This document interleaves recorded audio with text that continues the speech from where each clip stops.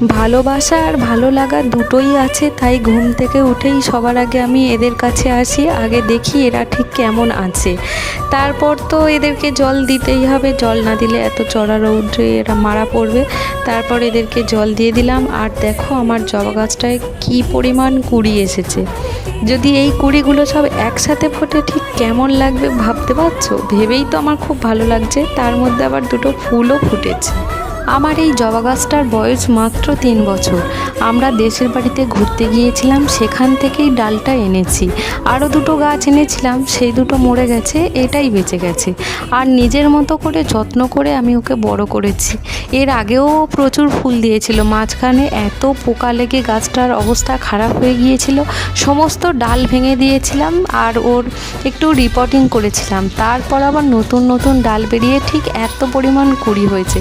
আমার না খুব ভালো লাগছে। তো গাছে জল দেওয়া কমপ্লিট হয়ে গেলে তারপরের কাজ হলো আমার রান্না করা। রান্না করতেই হবে, বরমশাই না হলে টাইম মতো অফিস পৌঁছাতে পারবে না। তো এখানে আমি সর্ষে ফোড়ন দিয়ে আমড়ার টক করছি আর পটল আলুর তরকারি করছি। আজকে আমাদের নিরামিষ। অনেক দিন পর মেয়েদের স্কুল খুলে গেছে, আর এই গরমে স্কুলটা মর্নিং স্কুল হচ্ছে, আর মর্নিং স্কুল হলে একটু চাপই পড়ে, একা হাতে রান্না করা, আবার মেয়েকে রেডি করে স্কুলে পাঠানো। স্কুলটা যাই হোক কাছে বলে খুব একটা অসুবিধা হচ্ছে না, তবুও মেয়েকে রেডি করিয়ে খাইয়ে তারপরে ওর ব্যাগ গুছিয়ে টিফিন গুছিয়ে স্কুলে পাঠানো একটু সমস্যা হচ্ছে।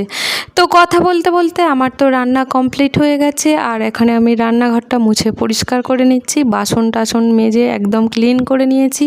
আর ভিডিওটা এখানেই শেষ করছি। তোমরা ততক্ষণে ভালো থেকো, সুস্থ থেকো, আর আমার ভিডিও যদি ভালো লাগে লাইক করো, কমেন্ট করো, শেয়ার করো।